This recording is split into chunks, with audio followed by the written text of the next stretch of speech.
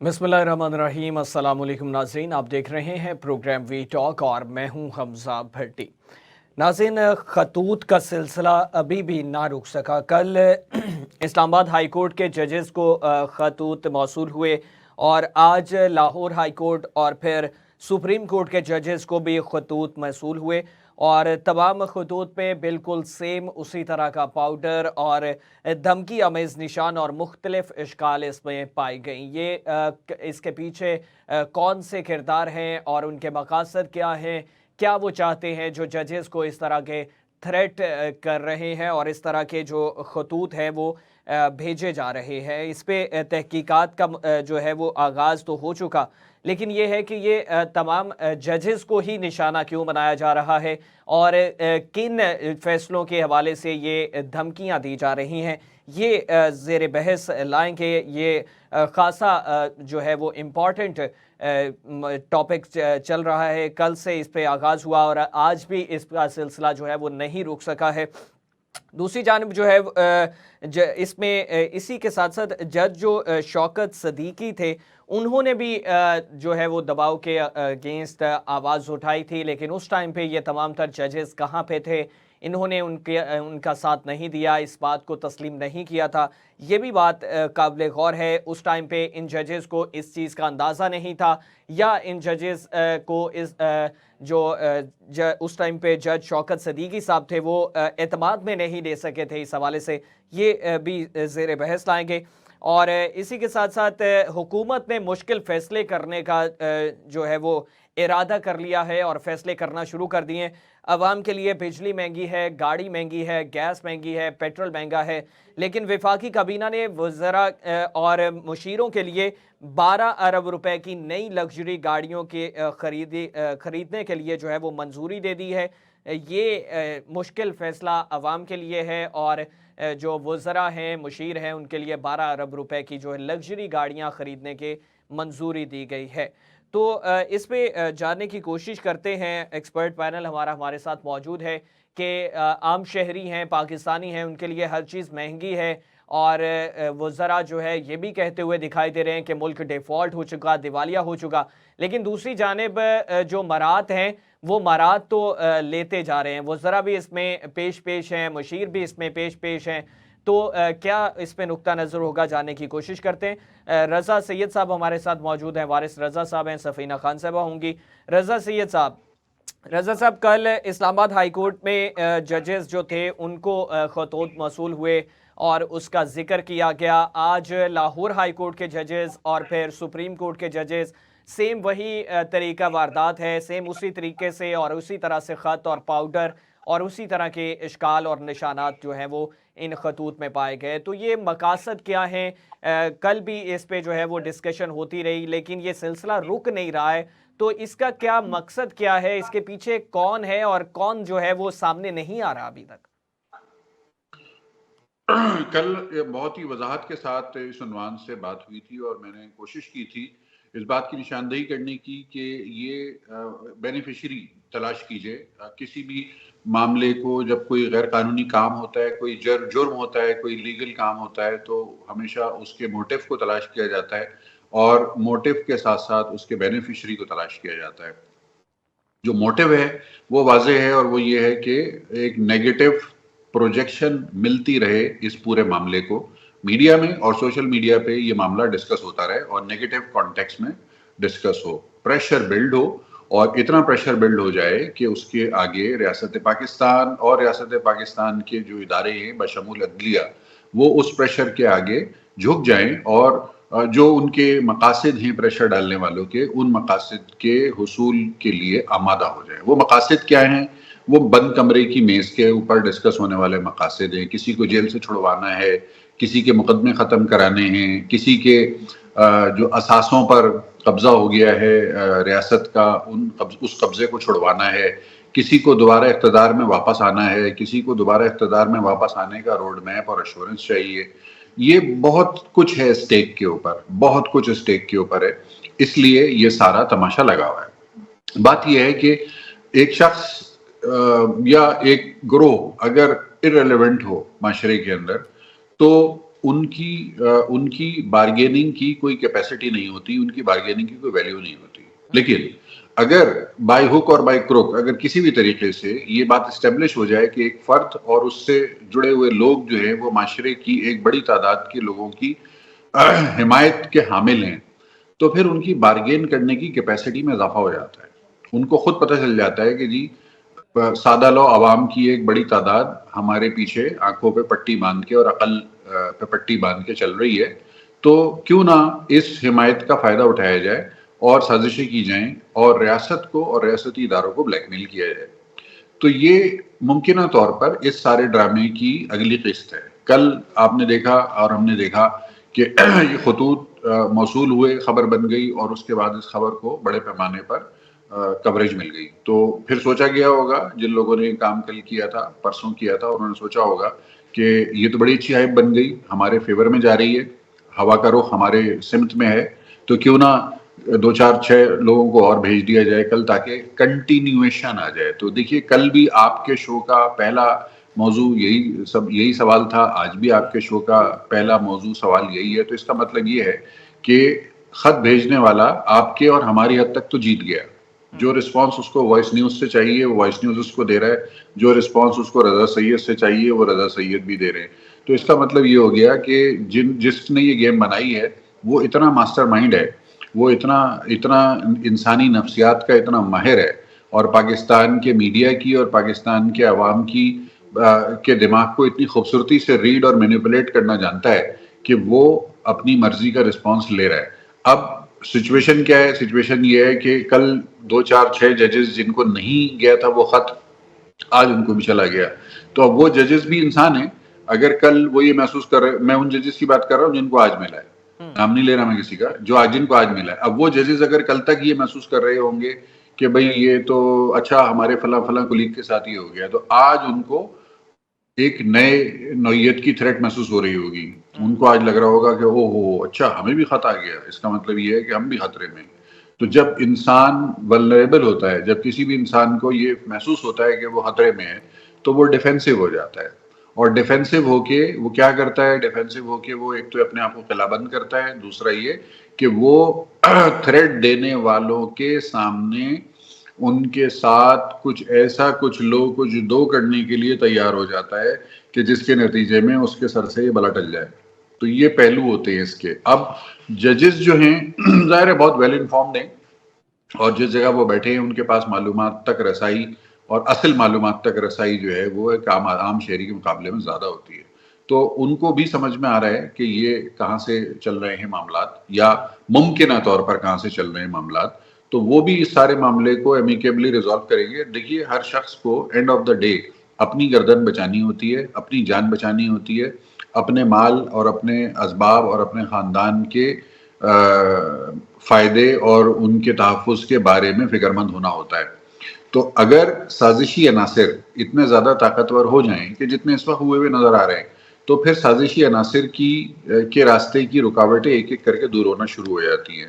اور آپ کو دیکھیں ایسا ہو بھی رہا ہے، کسی کو ضمانت مل رہی ہے، کسی کو فلاں کیس میں رعایت مل رہی ہے، کسی کو. تو یہ کمزور لوگ جو بیٹھے ہوئے ہیں وہ خوفزدہ ہو کر ان کو رعایتیں دینا شروع ہو گئے.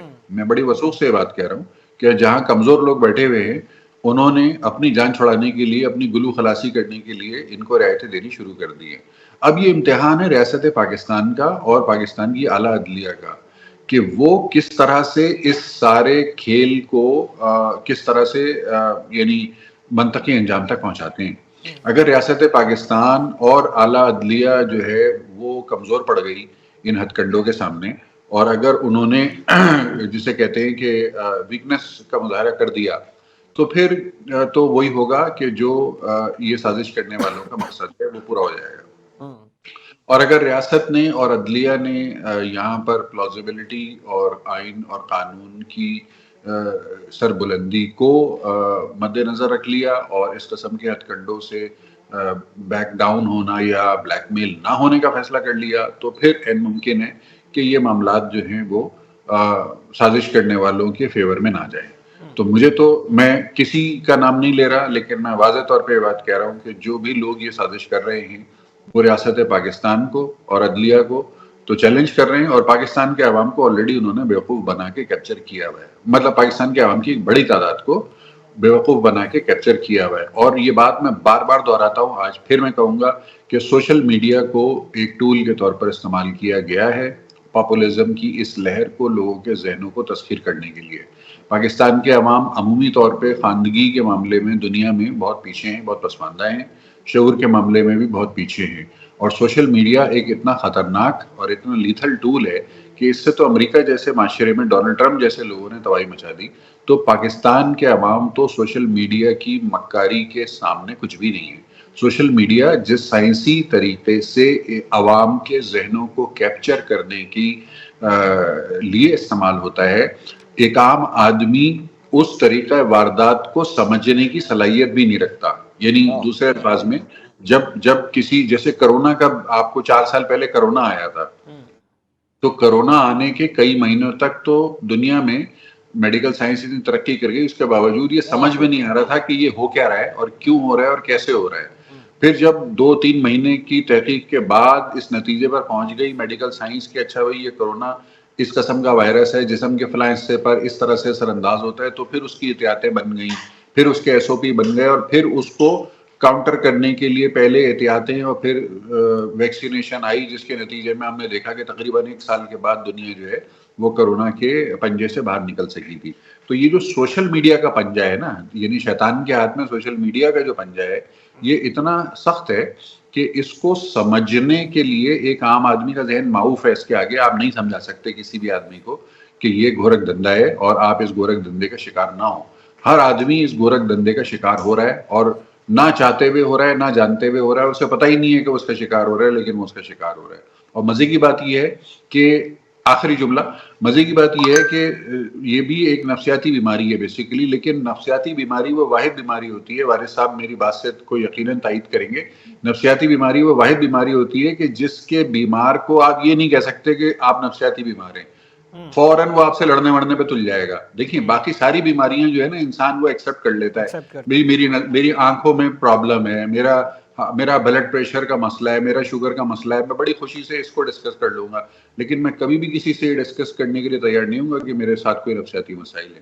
اگر ہوں گے بھی تو بھی اگر کوئی مجھے آ کے کہے گا نا کہ بھئی فلاں صاحب آپ کو نفسیاتی مسائل کے سامنے ہے، تو میں کہوں گا بھاگو یہاں سے، تم مجھے پاگل کہہ رہے ہو، تم مجھے پاگل سمجھتے ہو، میں الٹا اس کے اوپر چڑھ دوڑوں گا. تو یہ جو سوشل میڈیا کا شکار ہونے والے ہمارے سادہ لو عوام ہیں نا، یہ نفسیاتی شکار ہوئے ہوئے ہیں. اور ان کو جب آپ یہ بتانے بیٹھتے ہیں کہ نفسیاتی شکار ہوئے ہوئے ہیں، تو یہ آپ سے لڑنے مرنے پہ تل جاتے ہیں. یہ اس کو نفسیاتی بیماری کی طرح سوشل میڈیا کے ذریعے پھیلائی گئی مایوسی کو اپنے اوپر اتنا طاری کر چکے ہیں کہ ان کو اگر آپ راہ راست پہ لانے کی کوشش کریں تو یہ آپ سے لڑنے مرنے پہ تل جاتے ہیں. یہ صورتحال ہے.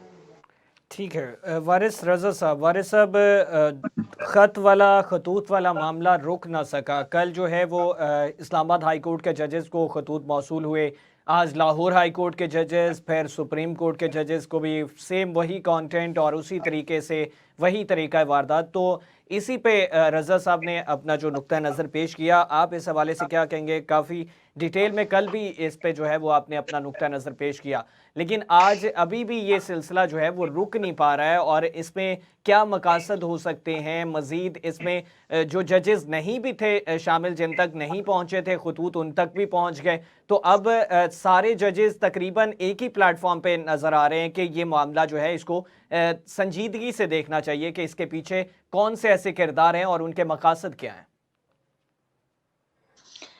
دیکھیں کل بھی میں نے شاید آپ سے یہ عرض کیا تھا کہ انتشار پھیلانے والے قلیل تعداد میں بھی ہوتے ہیں تو وہ سماج کو، معیشت کو اور سیاست کو توہ بالا کر دیتی ہیں. تو جن افراد نے خط لکھوایا تھا، اور میں بہت واضح ہوں اس بارے میں نام لینا نہیں چاہ رہا، آپ سمجھ رہے ہیں میرا اشارہ، جن افراد نے یہ خط لکھوایا تھا انہی افراد کی طرف سے یہ سیکنڈ ایپیسوڈ چلایا گیا ہے. اور اس کو آج سپریم کورٹ کے پرائمری جو ان کی سماعت ہوئی ہے اس میں اس کو ایڈریس بھی کیا گیا ہے. اور انہوں نے کہا ہے، یعنی سپریم کورٹ کے تمام ججز اس بات پر متفق تھے کہ عدلیہ کی آزادی پر کوئی سمجھوتا نہیں ہوگا اور نہ کوئی کمپرومائز ہوگا. اور انہوں نے یہ بات بھی کہی کہ جو خط آیا ہے، دیکھیے بات یہ ہے کہ بہت اہم آج منصور شاہ صاحب کے ریمارکس سے انہوں نے کہا کہ یہ جو 6 ججز کا خط آیا ہے، یہ خط عدلیہ کی آزادی کی حد تک تو ہم بالکل متفق ہیں اور بلکہ ان کے ساتھ کھڑے ہوئے ہیں. لیکن سوال یہ ہے کہ جب آئین کے آرٹیکل 1843 اور 1842 اور 1845 میں جب آئین کے تحت سپریم کورٹ سے لے کر ہائی کورٹ تک کے ججز کو اختیار دیا گیا ہے کہ وہ اپنے اختیارات کا استعمال کر کے سو موٹو لے سکتے ہیں، تو میری سمجھ سے یہ بات باہر ہے. یعنی جسٹس منصور کہہ رہے ہیں کہ عدالت ہم سے یہ کیوں کہہ رہی ہے 6 جج کہ ہم ان کو گائیڈ کریں. گائیڈ تو آلریڈی آئین کر چکا ہے. تو اس کا مطلب کہ آج کی سماعت نے اس بات کا اندیا دیا ہے، اشارہ دیا ہے کہ یہ جو خطوط لکھنے والے ہیں ان لکھوانے والے اور لکھنے والے ان کے سراغ تک جو ہے نا یعنی ادارے پہنچ چکے ہیں اور کسی نہ کسی کروٹ یہ اونٹ بیٹھنا ہے. اور میں آپ سے کل بھی یہ بات کہہ رہا تھا، ایسی ہی جب اٹارنی جنرل نے یہ بات کہی کہ افتخار مرزا صاحب کو جب انہوں نے موجودہ چیف جسٹس کو تہمت لگایا تھا اور یہ کہا تھا کہ میں ان کو قتل کروں گا، تو سرینا قاضی نے جب اپلیکیشن دی تھی FIA کو، تو لاہور ہائی کورٹ نے ذوالفقار افتخار مرزا صاحب کو ضمانت دے دی تھی، جس پر ایک فاضل جج جو کہ اس وقت چیف جسٹس تھے وہ شاید انگیختہ ہوئے اور انہوں نے چڑھائی شروع کر دی اٹارنی جنرل پر. تو بات یہ ہے کہ اس قسم کے جب ججز جو ہے نا چیف جسٹس ہو جائیں گے ہائی کورٹس کے اور بعد میں وہ سپریم کورٹ میں آ جائیں گے، تو یہ سلسلہ جو ہے نا ایک طویل عرصے سے چل رہا ہے. اور یہ خطوط جو ہے وہ دانستہ لکھے گئے ہیں، لکھوائے گئے ہیں، اور اس کے پیچھے جو سب سے زیادہ تڑپنے والی جماعت PTI ہے، وہ اب اس آج کی پروسیڈنگ کے بعد 29 تاریخ کو جب یہ مزید پروسیڈنگ ہوگی تو اس میں اور ان باتوں کے پرت کھلیں گے.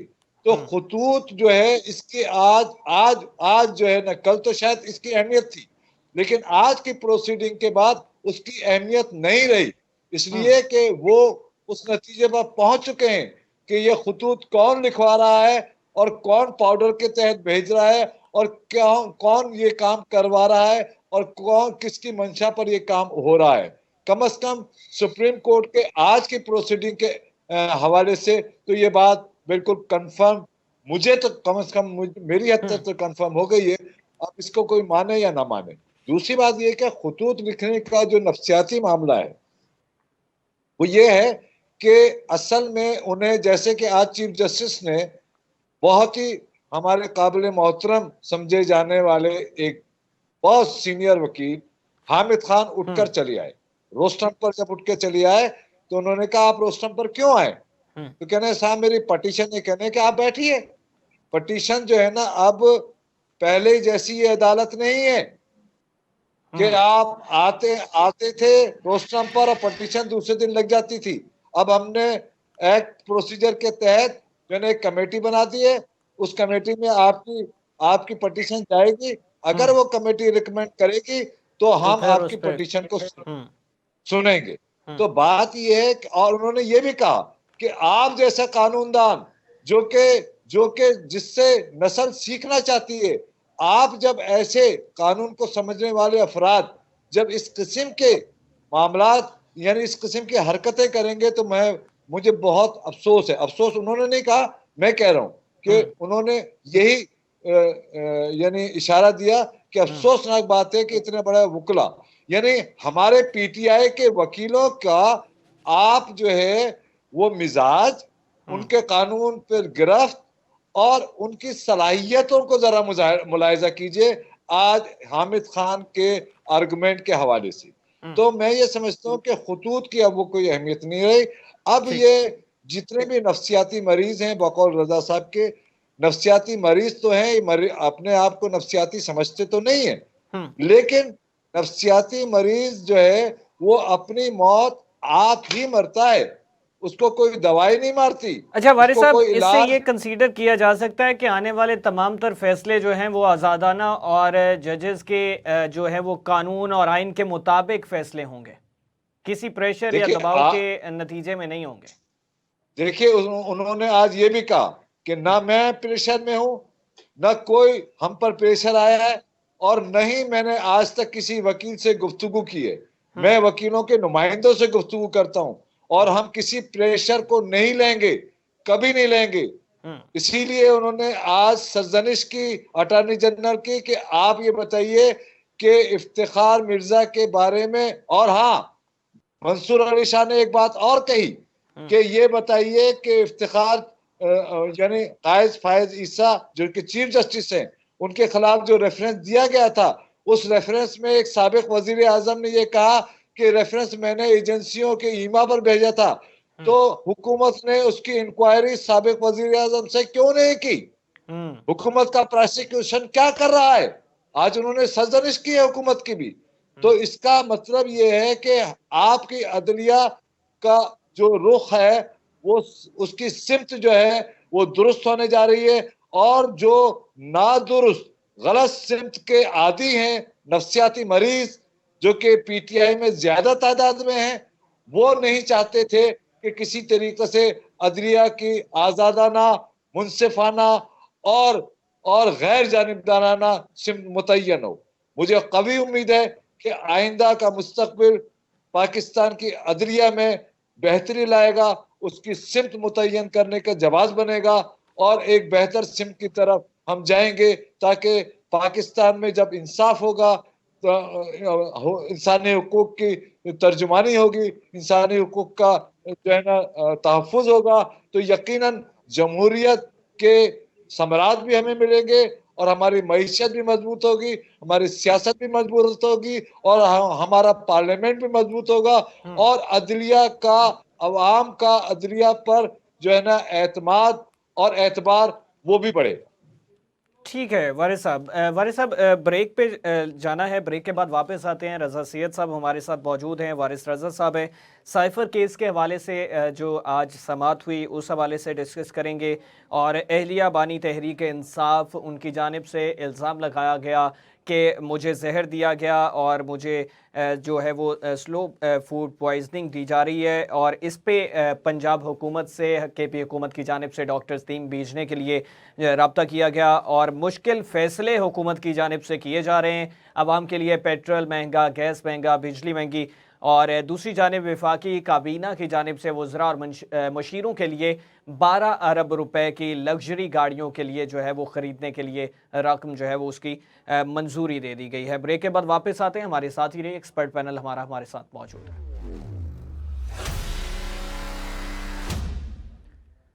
ویلکم بیک ناظرین. پروگرام کے اس حصے میں بات کریں گے سائفر کیس کے حوالے سے, بشریٰ بی بی کو زہر دینے کا جو الزام لگایا گیا اس حوالے سے, اور حکومت کی جانب سے مشکل فیصلے جس میں عوام کے لیے تو مہنگائی ہے مگر وفاقی وزراء اور اس میں جو ہے مشیروں کے لیے 12 ارب روپے کی نئی لگژری گاڑیاں خریدنے کی منظوری دی گئی.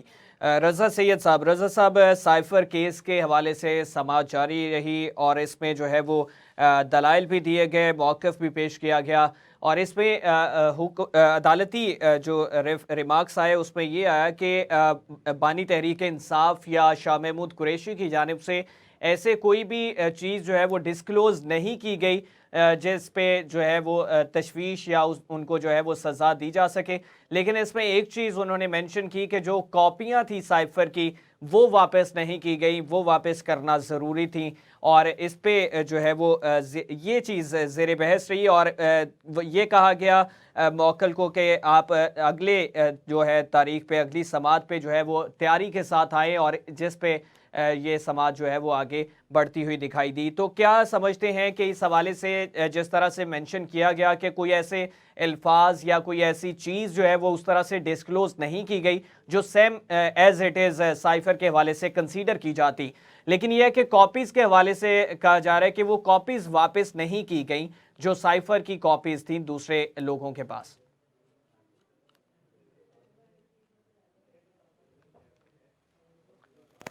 رضا سید صاحب. جی آپ سن سکتے ہیں میری آواز؟ جی رضا سید صاحب آپ سے. اچھا دیکھیے, یہ پورا کیس بلڈ ہوا ہے پروسیجرل وائلیشن کی بنیاد پہ.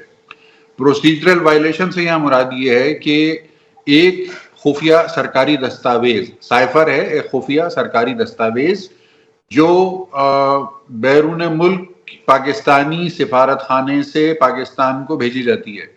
روزانہ کی بنیاد پہ سائفر آتے ہیں. سائفر ڈاکیومنٹ کے اندر جو سفارتکار ہمارے تعینات ہوتے ہیں دوسرے ملک میں, وہ وہاں اپنی جو بھی سرگرمیاں ہیں یا اپنی جو بھی آبزرویشن ہے یا اپنی جو بھی وہاں کوارڈینیشن ہے, اس کی رپورٹ اپنے ملک کو واپس بھیجتے ہیں. اس رپورٹ کو بھیجنے کے لیے یہ دنیا بھر میں یہ اصول ہے کہ جو دستاویز بھیجی جاتی ہے اس کو کوڈڈ انداز میں کوڈ کر کے بھیجا جاتا ہے اور اس عمل کو سائفر کا نام دیا جاتا ہے. یعنی سائفر ایک ٹیکنیکل اصطلاح ہے, ایک ایسے دستاویز کے بارے میں کو سائفر کہا جائے گا کہ جس کے اندر کوڈڈ الفاظ میں کوئی پیغام رسانی کی جائے. اب یہاں پر جو سائفر تھا وہ اس کو ایک بہت بڑا ایک پولیٹیکل ایڈوانٹیج کے طور پر استعمال کرنے کا پلان بنایا سابق وزیر اعظم نے, اور جس کی ایک آڈیو لیک بھی آئی سامنے کے سابق وزیر اعظم اپنی کور ٹیم کے لوگوں سے مخاطب ہوئے اور وہ ان کو کہہ رہے ہیں کہ بھئی یہ تو ہمارے ہاتھ میں ایک بڑی زبردست چیز آ گئی, اب ہم اس کے اوپر کھیلیں گے. تو وہ جو کھیلنے والا عمل انہوں نے شروع کیا اور پھر کھیلا انہوں نے, اب جتنی ان کی یعنی جتنی ان کو گنجائش ملی اتنا انہوں نے کھیلا بھی اس کے اوپر. تو وہ جو کھیل انہوں نے کھیلا اس کے نتیجے میں ملک میں جو انتشار ہوا, اس کے نتیجے میں پاکستان میں جو معاشی تباہی آئی اور پاکستان کی بین الاقوامی سطح پر پاکستانی سفارتکاروں کی جو جگہ سائی ہوئی اور دنیا اقوام عالم میں جس طرح سے پاکستان کو ایک بنانا ریپبلک اور ایک فیلڈ اسٹیٹ کے طور پر پیش کیا گیا, اس بنیاد پر کہ یہ ایک ایسا ملک ہے کہ جہاں کا وزیر اعظم جو ہے وہ خود اپنے پروسیجرز کی حرمت کی پابندی نہیں کرتا بلکہ اپنے سیاسی فوائد کے اصول کے لیے, اپنے سیاسی مقاصد کے اصول کے لیے ملک کی جو سیکریٹس ہیں ان کو بھی وہ پبلکلی ٹویسٹ کر کے استعمال کرنے کی کوشش کرتا ہے. تو یہ ایک میسج کیا, اس میسج کے اوپر کارروائی ہے. اب سائفر کا پورا کیس اسی کے گرد گھوم رہا ہے کہ پروسیجرل وائلیشن کر گئے اس وقت کے وزیر اعظم, ان کو جو نہیں زیب دیتا تھا وہ انہوں نے کر لیا. سیاسی مقاصد, اچھا سیاسی مقاصد ان کو حاصل ہوئے. کیا تھے وہ سیاسی مقاصد؟ سیاسی مقاصد یہ تھے کہ جو ایک گدھا مزدوری کرنے والا پاکستانی ہے وہ امریکہ کے نام پہ جذباتی ہو جاتا ہے. اچھا مزے کی بات یہ ہے کہ یہ پاکستانی عوام کی وہ پہلو ہے کہ امریکہ کے نام پہ گالیاں بھی دیتے ہیں اور امریکہ کا ویزا لینے کے لیے لائنوں میں بھی لگتے ہیں. یہ دلچسپ بات ہے, یہ عجیب بات ہے پاکستان کے عوام کی کہ امریکہ کو برا بھلا کہنے والے لوگوں کی تعداد جو ہے وہ 25 میں سے 24 کروڑ ہے, لیکن امریکہ کا ویزا لینے کے لیے جو لائن لگا کے کروڑوں لوگ کھڑے ہوتے ہیں وہ بھی یہی پاکستانی لوگ ہیں. تو گالی کون دیتا ہے؟ پاکستانیوں کی وہ تعداد کہ جو کبھی امریکہ جا نہیں سکتی, جن کے لیے انگور کھٹے ہیں وہ امریکہ کو گالی دیتے ہیں, لیکن جن کے لیے انگور کھٹے نہیں ہیں وہ کوشش کرتے ہیں امریکہ جانے کی, وہ لائن میں لگ کے درخواست دیتے, مہینوں انٹرویو کا انتظار کرتے. تو کہنے کا مقصد یہ ہے کہ یہ قوم کہو ان کو یا افراد کہو, یہ افراد بنیادی طور پر بہت ہی ذہنی طور پر پسماندہ لوگ ہیں, اور مجھے لفظ استعمال نہیں کرنا چاہیے لیکن یہ منافقت ہے کہ وہی امریکہ جس کو آپ گالی دینا پسند کرتے ہیں ڈرائنگ روم میں بیٹھ کے, اسی امریکہ کے ویزا کے لیے آپ لمبی لائن بھی لگا لیتے ہیں. وہیں پر آپ اپنے بچوں کو پڑھانا بھی چاہتے ہیں, وہیں کی بنی ہوئی پروڈکٹس کو استعمال بھی کرنا چاہتے ہیں, اور ڈرائنگ روم میں بیٹھ کے یا روڈ پہ نکل کے گالی بھی دینا چاہتے ہیں. تو یہ ایک منافقت ہے. پاکستانی شہری ہیں, پاکستانی نیشنلٹی پاس ہے, پھر بھی وہ امریکہ میں کیوں پڑھانا چاہتے ہیں؟ ایسی ضرورت یا ایسی نوبت کیوں آتی ہے؟ دیکھیں یہ نوبت ایوب خان کے دور میں جانا پڑے گا اس کے لیے ہمیں اور آپ کو. ایوب خان جو تھے وہ پاکستان کے پہلے فوجی حکمران تھے, اور ایوب خان جو تھے وہ اس خطے میں امریکہ کے پولیس مین تھے، یعنی اس پورے ریجن کے اندر امریکہ کا سب سے زیادہ قابل بھروسہ آدمی تھے وہ. اور پاکستان کی جو اشرافیہ ہے وہ اس کی جو تعمیر اور ترقی ہوئی ہے وہ ایوب خان صاحب کے دور میں ہوئی ہے. باعث خاندان اور دولت کا ارتکاز اور اشرافیہ کلاس کا بننا. تو ایوب خان صاحب نے پاکستان کے عوام کو بہت خوبصورتی سے امریکہ سے متنفر کرنے کے ایجنڈے پر ایک دو رخی پالیسی چلائی، ٹو پرونگ اسٹریٹجی. اور وہ ٹو پرونگ اسٹریٹجی یہ تھی کہ خود تو وہ امریکہ کی گود میں بیٹھے ہوئے تھے، خود تو وہ امریکہ کے آدمی تھے، خود تو وہ امریکہ کے اشارے پر سوتے جاگتے تھے، لیکن پاکستان کے عوام کے سامنے انہوں نے امریکہ کی ایک ولن والی تصویر پینٹ کروائی، اور اس کے لیے نسیم حجازی ٹائپ کے لوگوں سے انہوں نے دبا کے جھوٹ سچ لکھوایا. اور اس کا نتیجہ یہ نکلا کہ وہ پاکستان کے عوام کو امریکہ سے متنفر کر کے ایک ڈیوائڈ اینڈ رول کی جو گیم ہے برطانیہ سے جو سیکھی تھی انہوں نے، اس کو انہوں نے امپلیمنٹ کیا. اور آج تک پاکستان کے عوام جو ہیں ان کی ذہنی تربیت تو کسی نے کی نہیں، پاکستان کے عوام کو تو استعمال کیا گیا، چاہے وہ ذوالفقار علی بھٹو ہوں، چاہے وہ ایوب خان ہوں یا ضیاء الحق ہوں یا عمران خان ہوں یا ان کے درمیان کے کوئی لیڈرز ہوں، سب نے اپنے اپنے مقاصد کے اصول کے لیے پاکستان کے عوام کو استعمال کیا ہے. پاکستان کے عوام کی ذہنی تربیت کرنے کی کوشش کسی نے بھی نہیں کی. گروم کیا ہے لیکن اپنے مقاصد کے اصول کے لیے گروم کیا ہے. تو امریکہ کو گالی دینا اور پھر امریکہ ہی کے لیے لائن لگ کے ویزا لینا، یہ دلیل ہے اس بات کی کہ یہ لوگ ہی منافق ہیں. یہ لوگ ہیں ہی منافق جو امریکہ کو گالی بھی دیتے ہیں اور اس کا ویزا لینے کے لیے لائنوں میں بھی لگتے ہیں. تو اگر امریکہ برا ہے تو پھر امریکہ جانے کے لیے بے قرار کیوں ہوتے ہیں، پھر امریکی پروڈکٹس خریدنے کے لیے بے چین کیوں ہوتے ہیں؟ اس سوال کا جواب ہمیں پہلے تلاش کرنا چاہیے، اس کے بعد ہمیں کسی کو برا کہنا چاہیے. جی ٹھیک ہے. وارث رضا صاحب آپ کا کیا نقطہ نظر ہوگا اس تمام تر معاملات پہ، سائفر کے حوالے سے، اور اس پہ جو ریمارکس آئے اور دلائل بھی دیے گئے، اس پہ کیا کہیں گے آپ؟ دیکھیں، سائفر پہ آنے سے پہلے میں رضا صاحب کی بات کو تھوڑا سا کنٹینیو کروں گا، اور وہ کنٹینیو اس حوالے سے کروں گا کہ جو انہوں نے کہا ہے کہ نہیں، ہماری قوم کا جو مزاج ہے وہ ایک منافقانہ مزاج ہے، اور منافقانہ مزاج میں ایوب خان اور ان کی sister concern party Jamaat Islami کا بہت بڑا کردار ہے. اور اس کی میں مثال ایسے دے رہا ہوں، اور یہ مثال نہیں ہے، یہ حقائق ہیں، اور میں اس پر ڈیبیٹ کر سکتا ہوں، کہیں بھی مناظرہ بھی کر سکتا ہوں کہ افغان وار جب ہوئی، افغان وار ضیاء الحق کے دور میں جب ہوئی تو ارباہ ڈالر جماعت اسلامی نے کمائے ہیں. ارباہ ڈالر جماعت اسلامی کو فنڈنگ ہوئی امریکن، ارباہ ڈالر طالبان بنانے پر جماعت اسلامی اور ہماری اشرافیہ فوجی قیادت کو جو ہے باقاعدہ فنڈنگ ہوئی ہے. لیکن آج آپ دیکھیں کہ سب سے بڑی چیمپئن جو امریکہ کی مخالف ہے، جو چیمپئن ہے پارٹی، وہ ہے جماعت اسلامی. تو جہاں تک رضا صاحب کی بات کا تعلق ہے تو واقعتاً ہم جو ہے وہ دو رخی عمل کا شکار ہیں. اب میں اس پر ایک بات اور کرنا چاہتا ہوں، وہ میں نے آج ہی لکھی ہے، آپ بھی سن لیجئے. ہم جو ہے بنیادی طور سے اپارچونسٹ نہیں ہیں، ہم اپارچونسٹ سے ایک ڈگری زیادہ آگے کے لوگ ہیں. اب آپ یہ سوال مجھ سے پوچھ سکتے ہیں کہ وارث صاحب، مفاد پرستی سے بھی زیادہ کوئی چیز ہوتی ہے؟ تو میں آپ کو بتاؤں کہ مفاد پرستی سے بھی زیادہ ایک چیز ہوتی ہے، اس کو کہا جاتا ہے سیلف سینٹرڈ. سیلف سینٹرڈ کا مطلب ہوتا ہے کہ یعنی خود پسندی. خود پسندی کا جو عمل ہوتا ہے وہ سنتا نہیں ہے کسی کی. مفاد پرست جو ہوتا ہے وہ اپنے مفاد کی بات آپ سے سن لے گا، یعنی حمزہ سے سن لے گا، رضا صاحب سے سن لے گا اگر اس کے مفاد کی بات ہوگی. لیکن سیلف سینٹرڈ جو ہوتا ہے، یعنی خود پسند آدمی جو ہوتا ہے، وہ کسی کی بات سنتا نہیں ہے. اور یہ سیلف سینٹرڈ جو آپ کے ہاں سابقہ وزیر اعظم 804 قیدی نمبر آئے ہیں، یہ سیلف سینٹرڈ ہے، یہ مفاد پرست سے آگے کی چیز ہے. تو اسی حوالے سے انہوں نے پوری قوم کا مزاج بنایا ہے. اب آ جائیے سائفر پر.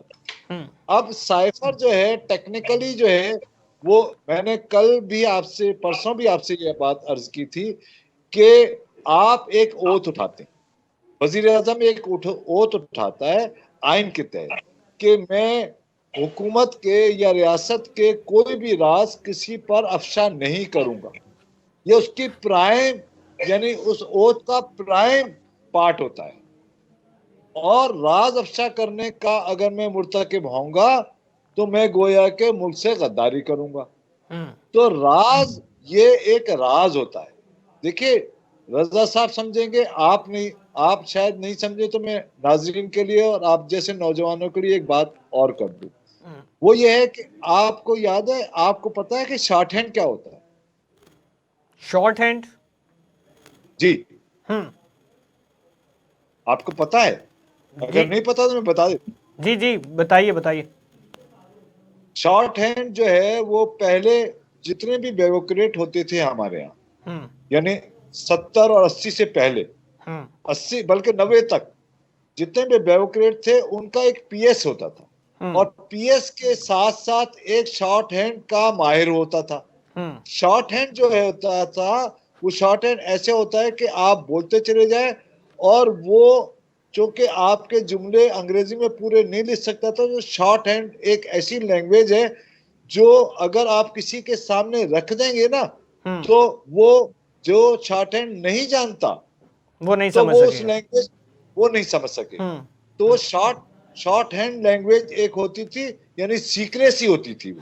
سیکریسی یہ ہوتی تھی بیوروکریٹ جو نوٹ لکھواتا تھا وہ کسی کے ہاتھ اگر لگ بھی جائے شارٹ ہینڈ تو وہ کوئی اس کو پڑھ نہیں سکے, اس کی سیکریسی برقرار, یعنی یہ شارٹ ہینڈ ہوتا تھا.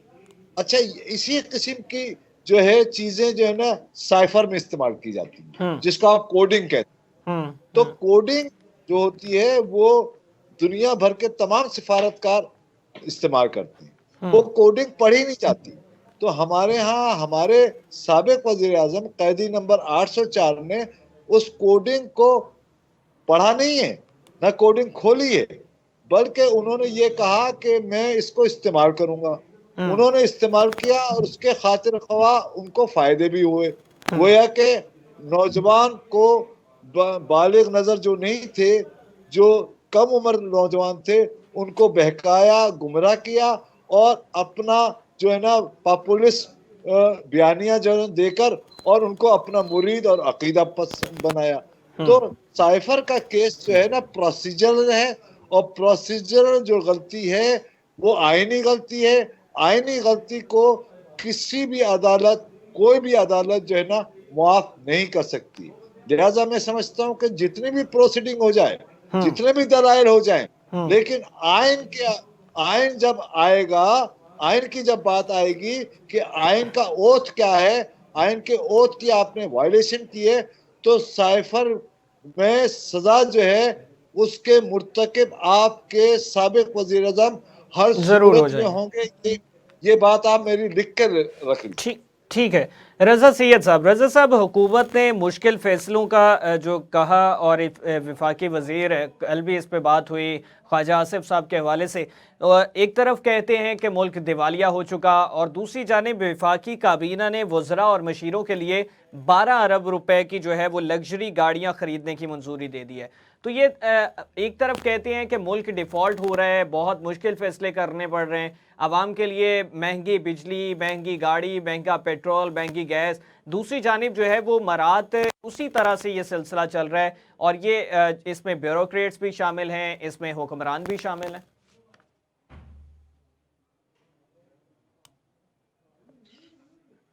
وارث صاحب آپ بتائیے. رضا صاحب نہیں ہے لائن پہ. وارث صاحب آپ کیا کہیں گے اس حوالے سے؟ دیکھیں یہ بہت افسوسناک بات ہے. آپ جو بات کر رہے ہیں نا, یہ ہم اور آپ بار بار ڈیبیٹ کرتے رہتے ہیں کہ یہاں کی جتنی بھی سیاسی پارٹیاں ہیں, چاہے وہ نون لیگ ہو, چاہے وہ پیپلز پارٹی ہو, چاہے وہ پی ٹی آئی ہو, جو اقتدار میں رہ چکی ہیں, میں ان پارٹیوں کی بات کر رہا ہوں, یہ عوام کی پارٹیاں نہیں ہیں. یہ عوام کے دکھ درد کو, ان کے ابتلا کو, ان کی معاشی مجبوریوں کو, ان کی سماجی مجبوریوں کو، ان کے سماجی ابتلا کو نہیں سمجھ سکتے. اب آپ دیکھیے کہ آپ یہ کہہ رہے ہیں کہ ملک ڈیفالٹ ہونے جا رہا ہے یا ڈیفالٹ ہو چکا ہے بقول خواجہ آصف کی. خواجہ آصف صاحب. تو بھائی بات اگر ڈیفالٹ ہو چکا ہے یا ڈیفالٹ ہونے جا رہا ہے تو آپ کو یہ اللے تللے کرنے کی کیا ضرورت ہے؟ اس کا مطلب یہ ہے کہ آپ ایک ایلیٹ کلاس کی ایک اشرافیہ کے ساتھ مل کر آپ جو ہے عوام کو بھاڑ میں ڈال کر عوام کو، مجھے حمزہ کو یا رضا صاحب کو جو کہ عوام ہے، عام عوام ہے، ان کو بھاڑ میں ڈال کر ان کو یہ میسج دے رہے کہ آپ چلاتے رہیے، آپ چیختے رہیے، آپ ٹیکس ادا کرتے رہیے، آپ بجلی کے بل دیتے رہیے، آپ گیس کے بل دیتے رہیے، لیکن آپ کو ہم لالی پاپ دیتے رہیں گے، آپ لالی پاپ پر اپنا دل بہلائیے، ہم سے امید نہ رکھیے. لہذا جب حکمران یہ ہمیں پیغام دے رہا ہے کہ ہم سے امید نہ رکھیں تو عوام کو سیاسی طور سے مستحکم ہونا چاہیے، سیاسی طور سے باشعور ہونا چاہیے، اور اپنے سیاسی طور سے باشعور ہونے کی بنیاد پر ان لٹیروں سے، ان ضمیر فروشوں سے، وارث صاحب، ان بات عوام یہ دشمن سے نجات ٹائم حاصل. ختم ہو چکا ہے، لیکن عوام کے پاس آپشنز بھی کوئی نہیں ہے. اگر آپشن چوز کرتے ہیں تو وہ آپشنز جو ہیں وہ سلیکٹ نہیں کیے جاتے، وہ سامنے نہیں آتے، ان کی سلیکشن بعد میں نہیں ہو پاتی عوام کے بعد والے مرحلے میں. تو یہ تمام تر صورتحال ہے. وفاقی کابینہ کی جانب سے وزراء اور مشیروں کے لیے 12 ارب روپے کی جو ہے وہ لگژری گاڑیاں خریدنے کے لیے منظوری دی گئی، اور اسی طرح سے عوام کے لیے پھر سے وہی والے معاملات ہیں. بجلی مہنگی ہے، گیس مہنگی ہے، اور پیٹرول مہنگا ہے، گاڑیاں بھی مہنگی ہیں. تو عوام 2 وقت کی روٹی کے لیے جو ہے وہ سراپے احتجاج ہے، مگر مراعات کا سلسلہ منسٹرز کے لیے، بیوروکریٹس کے لیے اور حکمرانوں کے لیے اسی طرح سے جاری اور ساری ہے. اپنا میزبان حمزہ بٹی کو اجازت دیجیے. اللہ حافظ.